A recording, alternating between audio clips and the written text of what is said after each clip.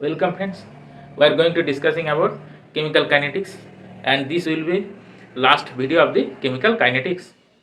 In this video we are going to discussing about the temperature dependence of rate constant and effect of catalyst on reaction. मतलब क्या है, catalyst reaction के कैसे affect करती है. इसके बाद होती है क्या, जो कॉल्यूशन थ्योरी है, केमिकल की जो कॉल्यूशन थ्योरी वो हम देखने वाला है. तो देखो सबसे पहले हम देखते हैं जो टेम्परेचर है वो रेट के ऊपर कैसे प्रभाव फैलते हैं.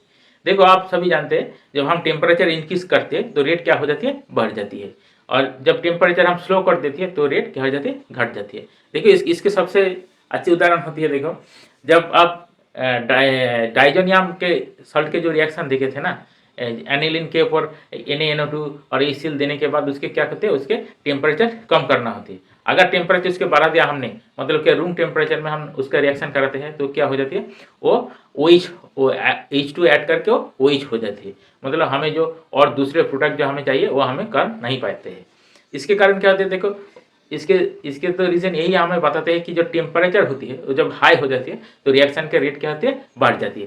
तो एक डाटा होती है जब 10 डिग्री टेम्परेचर बढ़ती है रिएक्शन में तो उसके कारण क्या होता है, रेट जो होते हैं वो डबल हो जाती है. तो इसके एक मैथमेटिकल फार्मूला है, वो आर्हेनियस में दिया था. तो देखो हम आर्हेनियस के फार्मूला के देखती जा रही है. वो क्या होती है, आर्हेनियस के जो फार्मूला होती है देखो मान लो किसी रिएक्शन के रेट क्या है, आर है, और आर एक रिलेशन है A into E to the power minus E A by R T. तो इसमें देखो आर मतलब क्या है, रेट. ये क्या है, रेट आर हो गया. और ये क्या है, ये होती है आर्हेनियस के कांस्टेंट है. और ये क्या है, ये रिएक्शन के ऊपर डिपेंडेंट होती है. क्या होती है, ये की जो वैल्यू होती है वो रिएक्शन टू रिएक्शन वेरी कर जाती है. देखो ये क्या होती है, ये होती है आर्हेनियस कांस्टेंट. और ये मतलब एक्टिवेशन एनर्जी. देखो इसमें एक नया बात टर्म आया, वो है एक्टिवेशन एनर्जी. ये क्या है, ये बाद में हम देखेंगे. और आर होते हैं यूनिवर्सल गैस कांस्टेंट. आप जानते हैं PP1 nRT जो इक्वेशन होते हैं उसमें क्या होता है, आर के जो वैल्यू होते हैं वही आर यहाँ पर है. और टी मतलब टेम्परेचर, लेकिन ये टेम्परेचर केल्विन में लेना होगा, सेंटीग्रेड और फारेनहाइट स्केल में नहीं चलेगी. तो देखो हम आते हैं एक्टिवेशन एनर्जी. एक्टिवेशन एनर्जी क्या, देखो ये जो बात है एक्टिवेशन एनर्जी जो टर्म है, इसमें हमें एक बात पता चलता है, मतलब क्या, एक्टिवेशन मतलब क्या, एक्टिव होने के लिए जो एनर्जी रिक्वायरमेंट है. अर्थात किसी मॉलिक्यूल के केमिकल रिएक्शन कराने के लिए जो मिनिमम एनर्जी जरूरी होती है उसके हम कहते हैं एक्टिवेशन एनर्जी.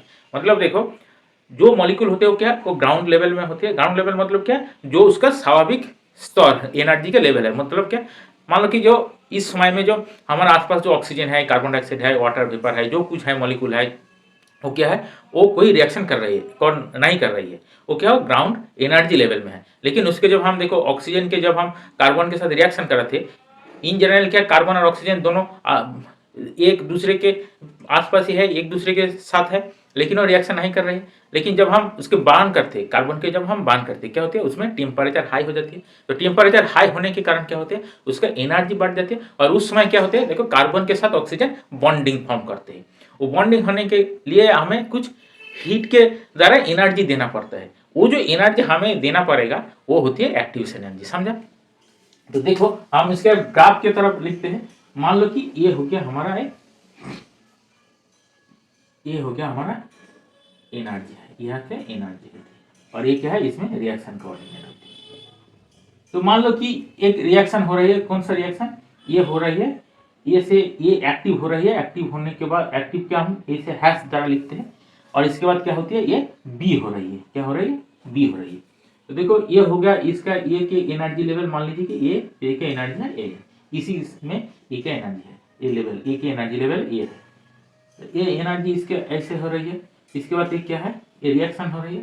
रिएक्शन होने के बाद ये बी फॉर्म हो रही है, ये बी है, बी के एनर्जी लेवल और ए का एनर्जी लेवल है. और ये क्या है, ये होते हैं ये स्टार. मतलब क्या, ये एक्टिवेटेड कॉम्प्लेक्स है.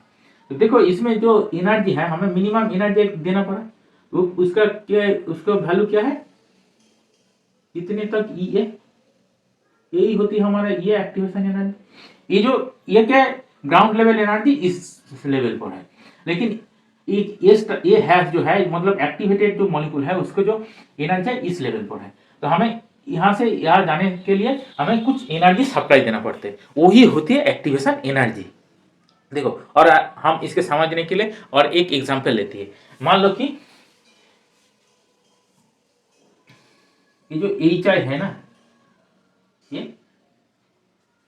रिएक्शन हो रही है, ये फॉर्म हो रही है। HI क्या हो रही है? रिएक्शन हो रही है। तो देखो इसमें क्या होगा, देखो HI कैसे फॉर्म होती है? HI फॉर्म होती है, ये जो हाइड्रोजन है उसके साथ जब आयोडीन रिएक्शन करते हैं, इसके बाद क्या होती है? ये HI फॉर्म हो जाती है। HI फॉर्म हो जाती है। तो देखिए इसके हम बॉन्ड ब्रेकिंग और बॉन्ड मेकिंग प्रोसेस में हम लिखते हैं। तो मान लो कि ये हो गया हमारा हाइड्रोजन है, क्या है? ये हमारा हाइड्रोजन है, और ये हो गया हमारा आयोडीन है, ये हाइड्रोजन है, और ये हो गया हमारा एक्टिवेशन स्टेट होते जा रही है। देखो इसमें क्या है, ये हाइड्रोजन है और ये भी हाइड्रोजन है, और ये है आयोडीन, और ये डॉट डॉट मतलब क्या है? ये बॉन्ड ब्रेक होगा, बाद में ये ब्रेक होगा, मतलब ये बॉन्ड यहाँ से क्या है? फुल्ली फॉर्म्ड है, यहाँ फुल्ली फॉर्म नहीं है, ये बॉन्ड टूटने के है, टूटने वाला है, इसीलिए ये डॉट डॉट है। तो देखो इसके बाद क्या है, इस यहाँ से जो हाइड्रोजन के साथ आयोडीन का एक नया बॉन्ड फॉर्म होगा, और यहाँ से भी हाइड्रोजन के आयोडीन के साथ एक नया बॉन्ड फॉर्म होगा। मतलब क्या, ये बॉन्ड टूटेगा, ये जो हाइड्रोजन के साथ हाइड्रोजन की जो बॉन्ड है, ये चीज जो बॉन्ड है वो टूटेगा, और आयोडीन के साथ जो बॉन्ड है वो भी टूटेगा।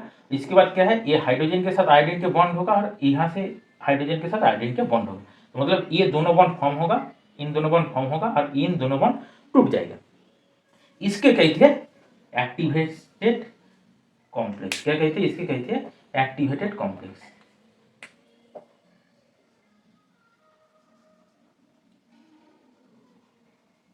एक्टिवेटेड कॉम्प्लेक्स कहते हैं। ये जो हैश वाला है ना, यही होती है एक्टिवेटेड कॉम्प्लेक्स। ये एक्टिवेटेड कॉम्प्लेक्स हो गया। इसके बाद देखो ये पूरे डिसोसी बॉन्ड जो मेकिंग और फॉर्मिंग जो प्रोसेस है वो कंप्लीट हो जाएगा। होने के बाद क्या होगा, ये HI हो जाएगा, ये HI हो जाएगा, HI हो गया। यहाँ से क्या था? हाइड्रोजन था, और ये HI हो गया।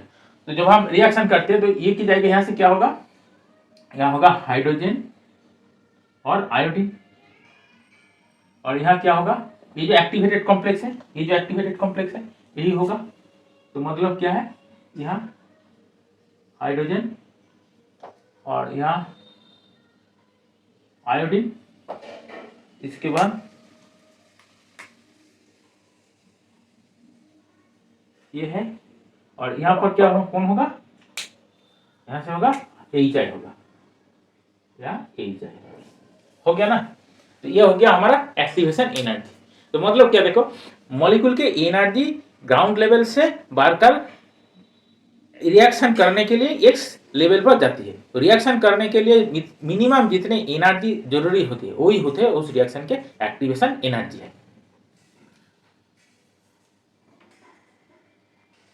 देखो इसके बाद एक बात हमें ध्यान देना होगा, वो होती है, देखो ऐसे तो नहीं होती ये जो जितना मॉलिक्यूल है वो सभी का एनर्जी सेम होती है, ऐसे नहीं होती। एनर्जी जो होती है एक एक मॉलिक्यूल की एक एक होती है, अलग अलग मॉलिक्यूल की एनर्जी अलग अलग होती है, और एक मॉलिक्यूल की एनर्जी कितना है ये भी मेजर करना भी पॉसिबल नहीं है। इसीलिए हमें एक फॉर्मूला के सहायता लेना पड़ता है, वो होती है बोल्ट्जमैन डिस्ट्रीब्यूशन। बोल्ट्जमैन एक साइंटिस्ट था, उन्होंने जो मॉलिक्यूल के जो एनर्जी लेवल है वो है ग्राफ के द्वारा रिप्रेजेंट करते हैं, वो हम देखते हैं। बोल्ट्जमैन की जो एनर्जी डिस्ट्रीब्यूशन ग्राफ होती है उसके द्वारा हम समझ लेते हैं जो एनर्जी क्या होती है, एक एक मॉलिक्यूल की एनर्जी क्या होती है। देखो एक ग्राफ होती है, ये वाई एक्सिस इंडिकेट करते हैं फ्रैक्शन ऑफ मॉलिक्यूल, और एक्स एक्सिस इंडिकेट करते हैं काइनेटिक एनर्जी, मतलब मॉलिक्यूल के जो काइनेटिक एनर्जी है वो इंडिकेट करते हैं एक्स एक्सिस। इसमें जब हम ग्राफ ड्रॉ करते हैं तो एक ग्राफ ऐसे आती है, एक ग्राफ ऐसे आती है, ऐसे आती है ग्राफ। तो देखो इसमें क्या होती है, ये इंडिकेट करते हैं जो मैक्सिमम नंबर ऑफ मॉलिक्यूल। यहाँ क्या है, इस साइड में हमें देखते हैं मॉलिक्यूल के नंबर बढ़ रही है, और इस साइड में काइनेटिक एनर्जी बढ़ रही है। तो मतलब ये जो है ये क्या है, मैक्सिमम जो फ्रैक्शन ऑफ मॉलिक्यूल है उसके जो एनर्जी होती है उसका हम एक अलग एक उसका नाम है, उसका होती है मोस्ट प्रोबेबल एनर्जी। क्या कहते हैं? Most probable. मतलब क्या है? वो जो maximum number of fraction of molecule के जो एनर्जी होती है वो होती है मोस्ट प्रोबेबल एनर्जी। मान लो कि ये जो एनर्जी के ग्राफ है ये है T1 टेम्परेचर में। क्या है?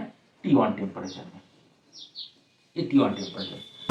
अब हम टेम्परेचर के इंक्रीज करते हैं। क्या करते हैं? टेम्परेचर के इंक्रीज कर देते हैं। तो इंक्रीज करने के बाद क्या होगा? देखो वो ग्राफ क्या हो जाएगा, थोड़ा सा फ्लैट हो जाएगा।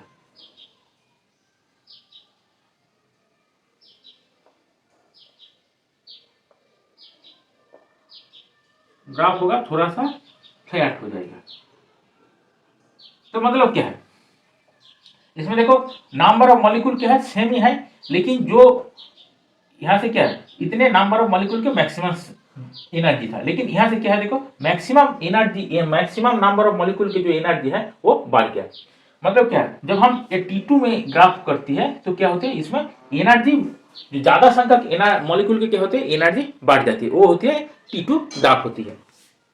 तो यही होती है बोल्ट्जमैन की जो डिस्ट्रीब्यूशन ग्राफ। तो देखो इसके हम लॉगरिथम लेते हैं। लॉगरिथम लेने के बाद हमें पता चलेगा जो टेम्परेचर कैसे वेरी करती है वो हम मेजर कर सकते हैं। तो देखो हम इस ये जो रिएक्शन है इसके दोनों साइड में हम लॉग लेते हैं। तो क्या होती है, log of R equal to क्या होगा, ये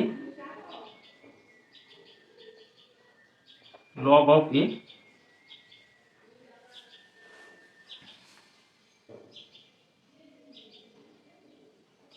माइनस ए बाय ये हो गया। तो जब हम इसमें क्या है, लॉग क्या है, लॉग टू दी बेस ई है। ठीक है, लॉग टू दी बेस ई है, क्योंकि यह ई है तो इसीलिए इसका 1 होगा। अगर 10 बेस होगा तो ये 1 नहीं आएगा। तो ये हो गया हमारा लॉगरिथम। तो ये R1 हो गया। तो इसके बाद देखो हम टेम्परेचर बढ़ा देते हैं। एक करते हम T1 टेम्परेचर, इसके कॉरस्पॉन्डिंग जो रेट है वो R1 होगा, और एक होगा T2 टेम्परेचर के, उसके कॉरस्पॉन्डिंग जो रेट है होगा वो होगा R2। मतलब क्या, टेम्परेचर के साथ R वैरी करते हैं, वही हम ले रही है। तो देखो T1 टेम्परेचर में क्या होगा, लॉग ऑफ R1, हम इसके इधर से लिखते हैं minus E of A by R T1 plus, ये कांस्टेंट है, टेम्परेचर डिपेंडेंट नहीं है, इसीलिए इसके कोई चेंज नहीं हुआ। इसके बाद देखो लॉग ऑफ R2 होगा। R2 क्या होगा, minus E of A by R T2 plus log A हो गया। तो इस बार हम कंपैरिजन करते हैं, ये 1 से 2 के कंपैरिजन करते हैं। तो क्या होती है, जो डिफरेंस होगा देखो वो क्या होगा,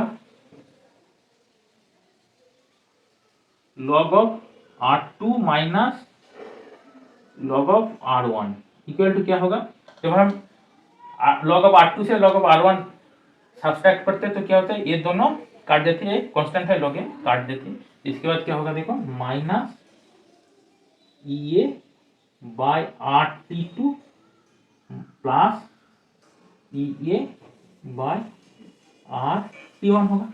तो ये दोनों में है तो इसीलिए ये हम कॉमन ले लेते हैं, ई ए बाय RT, ये बाय R कॉमन लेते हैं। तो क्या होगा, 1 bye T1 minus 1 bye T2 हो गया, ये हो गया। तो हम इसके ऐसे भी लिख सकते हैं, log of R2 minus log of R1 equal to E A by R into T1 T2 R over T2 minus T1। ये हो गया हमारा टेम्परेचर के साथ रेट के कैसे चेंज होती है, ये इक्वेशन है। ये सब इक्वेशन आपको याद रखना होगा। तो देखो हम इस रिएक्शन के और एक इंटरप्रिटेशन निकलती है। इंटरप्रिटेशन क्या है, देखो हमें ग्राफ ड्रॉ करती है। वो ग्राफ क्या होगा, देखो वो ग्राफ होती है, मान लो कि ये हो गया हमारा लॉग ऑफ R, ठीक है, और ये क्या है 1/T। तो सीधी सी बात है, इसके ग्राफ क्या होगा, y equal to y equal to M X plus C होगा। यहाँ m की वैल्यू क्या है, नेगेटिव है। m मतलब क्या है, ई ए बाई आर, और t मतलब x, ये हो गया। इसके ग्राफ कैसे होगा, इस तरह से होगा। और ये जो स्लोप है ना, ये स्लोप है, ये जो स्लोप है, ये स्लोप क्या होगा, ये स्लोप होगा, इसमें स्लोप होगा ई बाई आर, माइनस साइन तो है ही, ई बाई आर, ये स्लोप होगा। तो जब हम आर के लॉगरिथम के 1/t रेस्पेक्टिव ग्राफ करते तो ग्राफ आते हैं इस तरह से, ग्राफ होते हैं। इस इक्वेशन के हमें ये ग्राफ मिलते हैं। तो देखो इसमें हमने क्या देखा था वो हम एक रिवीजन कर लेते हैं। तो सबसे पहले रेट टेम्परेचर के साथ कैसे वेरी करते हैं, इस इक्वेशन से, आर्हेनियस इक्वेशन से हमें पता चलती है। वो इक्वेशन क्या, R equal to A into E to the power minus A by R T. ये होती है आर्हेनियस कांस्टेंट, और ई होती है activation energy, R universal constant, gas constant, और टी होती है टेम्परेचर केल्विन स्केल। इसके बाद देखो ये जो है एक्टिवेशन एनर्जी, ये कैसे क्या होती है वो हम देख लिया। एक्टिवेशन एनर्जी मतलब डाउन स्टेट से रिएक्शन कराने के लिए जितने मिनिमम एनर्जी हमें देना पड़ते हैं वही होती है एक्टिवेशन एनर्जी हो गया। इसके बाद हम देखो ये जो बोल्ट्जमैन डिस्ट्रीब्यूशन ग्राफ किया, तो ग्राफ में हमें ये शो होती है जो जब टेम्परेचर बढ़ते हैं उसमें ज्यादा से ज्यादा मॉलिक्यूल के स्पीड बढ़ जाती है, ये ग्राफ से हमें पता चलती है। इसके बाद देखो हम दो टेम्परेचर के ऊपर जो आर के जो वैल्यू है, वो दोनों टेम्परेचर के साथ आर के वैल्यू हम कंपेयर किया था। ये R1 और ये R2 है, T1 और T2 टेम्परेचर में R1 R2 के वैल्यू। तो ये हमारा कंपैरिजन की वैल्यू है, यही हो गया कंपैरिजन का इक्वेशन हो गया। इस तरह से हमें ये जो है टेम्परेचर के साथ जो रेट के जो डिपेंडेंसी है हमें इससे खत्म हो गया। इसके बाद हम जो अगला टॉपिक है वो होते हैं हमारा कैटालिस्ट के टॉपिक। कैटालिस्ट रेट के कैसे इन्फ्लुएंस करते हैं वो हम देखते हैं। देखो कैटालिस्ट, जब हम कोई रिएक्शन में कैटालिस्ट यूज करते हैं तो उसमें क्या होते हैं, रिएक्शन के रेट बढ़ जाती है। मतलब क्या, प्रोडक्ट फॉर्मेशन की जो स्पीड है वो बढ़ जाती है, प्रोडक्ट रैपिडली फॉर्म होती है, यही होती है। लेकिन एक बात आप याद रखना, जो रिएक्शन नहीं होती है, कैटालिस्ट उस रिएक्शन के नहीं करा सकती, मतलब ना होने वाला रिएक्शन को कैटालिस्ट शुरू नहीं कर सकते। जो रिएक्शन होती है उसके हम सही कैटालिस्ट देते हैं तो वो रिएक्शन की स्पीड बढ़ जाती है। इसके साथ साथ हमें ये बात भी ध्यान रखना होगा कि एक रिएक्शन के लिए एक स्पेसिफिक कैटालिस्ट होती है, ऐसे नहीं होती है हम कुछ भी कैटालिस्ट दे दे वो रिएक्शन के स्पीड बढ़ा देगा, ऐसे नहीं होती है। मतलब क्या है, कैटालिस्ट होती है रिएक्शन स्पेसिफिक होती है। और क्या होती है, कैटालिस्ट रिएक्शन के शुरुआत नहीं कर सकती, जो रिएक्शन हो रही है उसके केवल स्पीड बढ़ा देती है। और क्या होता है, कैटालिस्ट की एक ऑपोजिट प्रॉपर्टी वाला एक होती है, वो होती है इनहिबिटर। उसकी यूज करने के लिए क्या, यूज करने के बाद क्या होती है, वो यूज करने के बाद रिएक्शन के रेट घट जाती है, वो होती है इनहिबिटर। तो देखो कैटालिस्ट के और क्या प्रॉपर्टी है, कैटालिस्ट रिएक्शन के पार्ट नहीं लेती है। मतलब क्या, आप रिएक्शन कर रही है तो रिएक्शन में क्या होता है, रिएक्टेंट प्रोडक्ट में कन्वर्ट हो जाती है। लेकिन उसमें क्या होता है, कैटालिस्ट के जो वेट है, मतलब मान लीजिए कि आप 10 ग्राम कैटालिस्ट यूज कर रही है और रिएक्शन कंप्लीट होने के बाद भी वो आपको 10 ग्राम ही कैटालिस्ट मिलेगा, उससे कम नहीं मिलेगा। मतलब क्या, कैटालिस्ट रिएक्शन में कोई पार्ट नहीं लिया, तो कैटालिस्ट क्या किया, कैटालिस्ट में रिएक्शन के स्पीड अप कर दिया।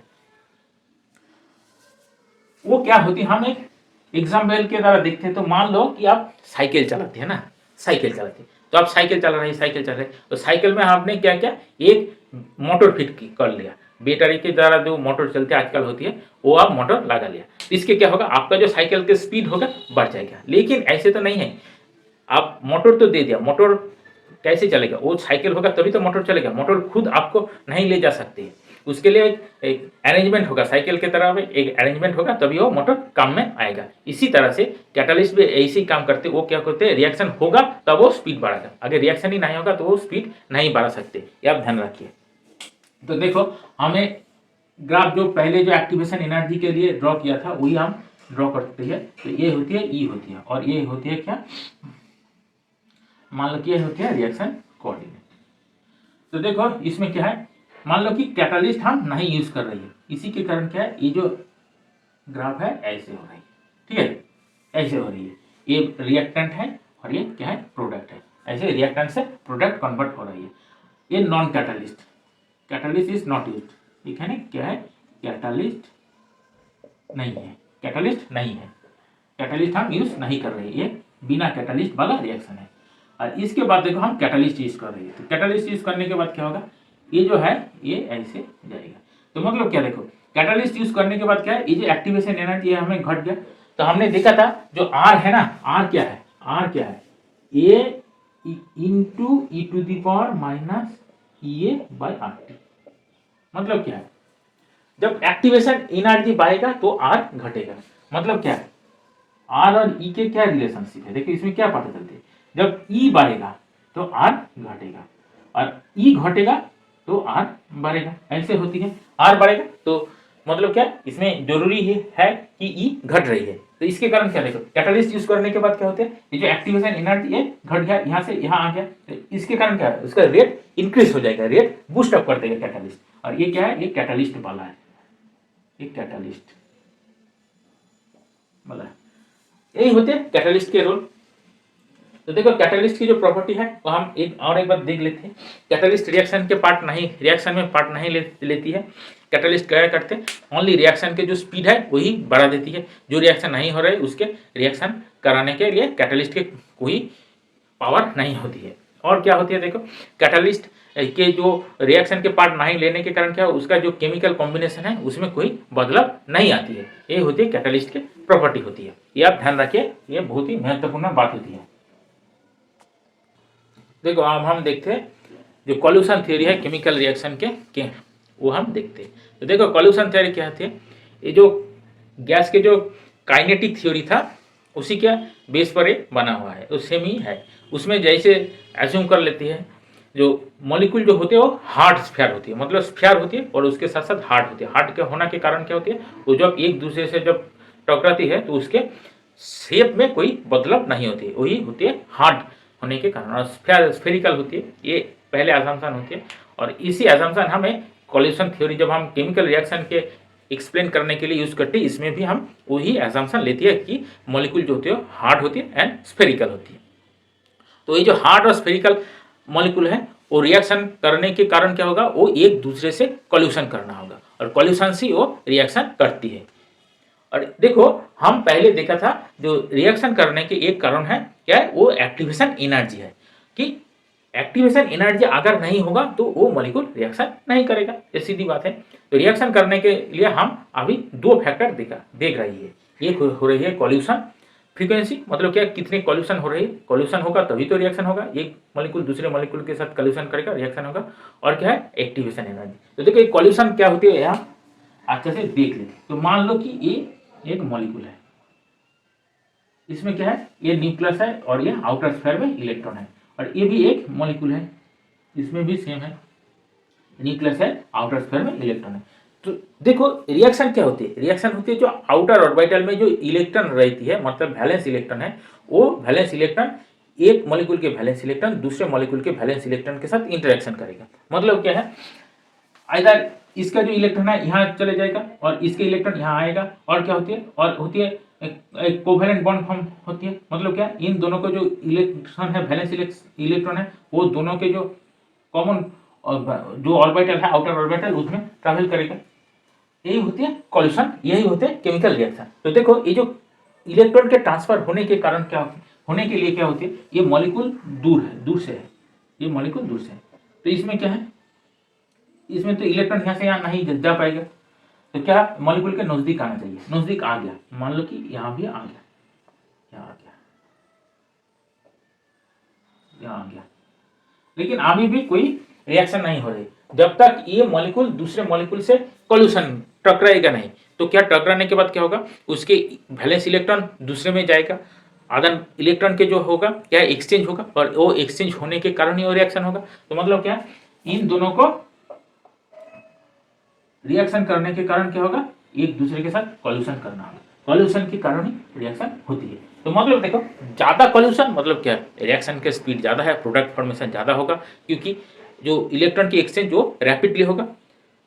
तो मतलब क्या है, जो रिएक्शन रेट है वो क्या होगा, कॉल्यूशन के फ्रीक्वेंसी, कॉल्यूशन फ्रीक्वेंसी बोले तो क्या होती है, एक सेकेंड में कितने कॉल्यूशन हो रही है। और देखो एक सेकेंड में कॉल्यूशन तो बहुत सारी होगा, कि मान लो कि एक कंटेनर है, एक कंटेनर में हमने रिएक्टेंट ले लिया, गैसियस रिएक्टेंट है, समझने से आसान होगा, गैसियस रिएक्टेंट है और इसके वॉल्यूम मान लो कि 10 लीटर है। क्या है, इसका वॉल्यूम टोटल है 10 लीटर। तो इसमें तो बहुत सारे मॉलिक्यूल है, मान लो ए और बी इन दोनों गैस मॉलिक्यूल है और इन दोनों का हम रिएक्शन कर रही है। तो ये क्या होगा, ए और बी के मॉलिक्यूल जो है वो एक दूसरे के साथ कोलाइड करेगा रैपिडली कोलाइड करेगा और ये कॉन्टिन्यूस होगा। तो देखो एक सेकेंड में जब हम कॉल्यूशन मापते हैं तो मतलब क्या, एक सेकेंड में बहुत सारे कॉल्यूशन होगा, लेकिन हमें वो मेजर करने की जरूरत नहीं है। हमें देखना होगा 1 लीटर में, मान लो कि इसका वॉल्यूम है क्या है 1 लीटर, तो 1 लीटर में ए और बी जो है, 1 लीटर में ए और बी के जो मॉलिक्यूल है उनमें कितने कॉल्यूशन कर रही है, एक सेकेंड में 1 लीटर के अंदर कितने कॉल्यूशन हो रही है, उसका हम कहते हैं कॉल्यूशन फ्रीक्वेंसी। और कॉल्यूशन फ्रीक्वेंसी हम डिनोट कैसे करते हैं, वो जेड के द्वारा डिनोट करते हैं। जेड होती है हमारा कॉल्यूशन फ्रीक्वेंसी, मतलब क्या, नंबर ऑफ कॉल्यूशन वो यूनिट वॉल्यूम में एक सेकेंड में हो रही है, वही होती है कॉल्यूशन फ्रीक्वेंसी। तो देखो इसमें कोलाइड कौन कर रहा है, ए और बी मॉलिक्यूल, इसके कारण यह होगा ए और बी होगा। लेकिन आप बोलोगे क्या ये बी और ए नहीं होगा, नहीं होगा, ये नहीं होगा, क्योंकि देखो बाद में हमें देखेंगे कि ये जो ऑर्डर है ना, ये ऑर्डर मेंटेन करना भी जरूरी होती है। कैसे होती है वो हमें अभी देखने वाला है। आप इतने तक समझ लो कि जो ये जो जेड होती है ये होती है कॉल्यूशन फ्रीक्वेंसी। क्या होती है, कॉल्यूशन फ्रीक्वेंसी होती है।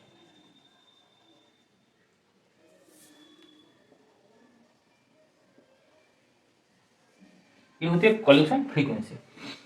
देखो इसके रेट के साथ इसके क्या रिलेशन होगा, देखो रेट मतलब आर होती है, जेड और ए बी होती है, जेड ए बी के बाद क्या होती है, वो जो एक्टिवेशन एनर्जी वाला factor E A by R T वो आती है, तो यही होती है कॉल्यूशन फ्रीक्वेंसी के साथ जो रेट के जो रिएक्शन है। तो इसमें ये मतलब क्या, एक्टिवेशन एनर्जी, क्योंकि एक्टिवेशन एनर्जी होगा तभी तो कॉल्यूशन फ्रूटफुल होगा। अगर फ्रूटफुल होने के लिए एक्टिवेशन एनर्जी होगा, और एक्टिवेशन एनर्जी होगा लेकिन मॉलिक्यूल एक दूसरे के साथ कॉल्यूशन नहीं कर रहे, कोलाइड नहीं कर रहे, स्टैंड स्टिल है, तो रिएक्शन नहीं होगा।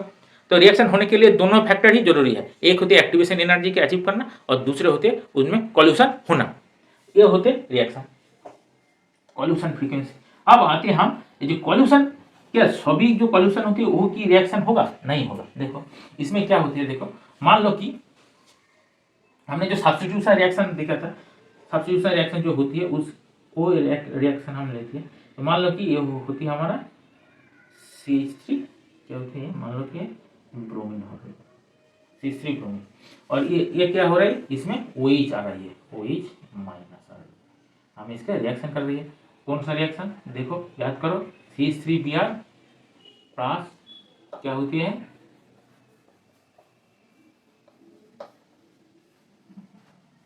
CH3 के Br के बाद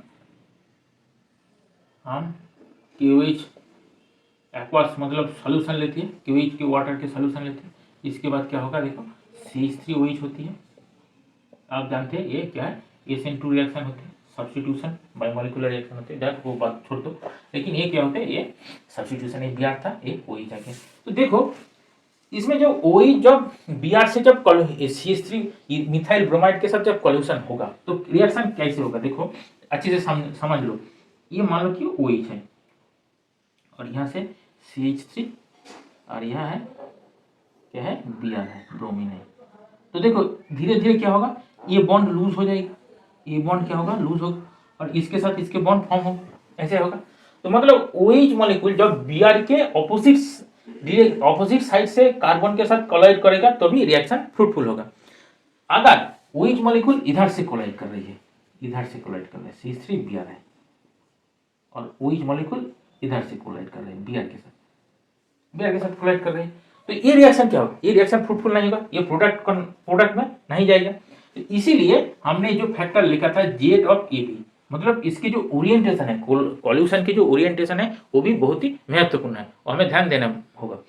तो इसमें क्या है, हमारा जो फैक्टर था, जो रेट है उसमें देखो और एक फैक्टर आ जाती है, रेट जेड ऑफ AB था, Z of AB e⁻ EA/RT ये था, EA/RT एक्टिवेशन एनर्जी। इसके साथ साथ एक फैक्टर आ गया P आ गया, क्या आ गया P, मतलब क्या है, ये जो ओरिएंटेशन है ना, ये ओरिएंटेशन भी यही होती है। ओरिएंटेशन अगर नहीं होगा तो ये कॉल्यूशन फ्रूटफुल नहीं होगा, ये आप अच्छे से याद रखिए। तो देखो हम जब ये रिएक्शन के ये जो सिंपल वाला फॉर्म है, ये जो R = जेड ऑफ AB के साथ आर्हेनियस जो इक्वेशन है ना, पहले वाला जो आर्हेनियस इक्वेशन था उसमें हम क्या देखे थे, आर्हेनियस इक्वेशन क्या था, R = A × e⁻ EA/RT। और ये क्या है, ये आर्हेनियस कांस्टेंट ये है। तो हम इन दोनों रिएक्शन के इक्वेशन की जब हम कंपैरिजन करते हैं तो हमें क्या लगता है, ये जो ZAB और ये है, इन दोनों सेम है, इन दोनों सेम है। मतलब जो आर्हेनियस फैक्टर जो था वो क्या, वो पॉल्यूशन की फैक्टर था, इसीलिए वो ऐसे फॉर्म हुआ, ये हुआ। और ये एक्चुअली जब हम इसके डीपर इंटरप्रिटेशन में जाते हैं तो हमें क्या मिलते हैं, ZAB मतलब एक पॉल्यूशन फैक्टर आते हैं, तो ये पॉल्यूशन फैक्टर आर्हेनियस फैक्टर के बराबर होती है। तो ये हो गया हमारा पॉल्यूशन थ्योरी है। आपका कोई क्वेरी है, कोई डाउट है, किसी जगह में आपके समझ में नहीं आती है तो आप हमें कमेंट सेक्शन में बता दीजिए। और ये क्या है, ये चैनल के सब्सक्राइब कर लीजिए और आपका दोस्त के साथ शेयर कर दीजिए। थैंक यू आपका इतने तक ये वीडियो देखने के लिए।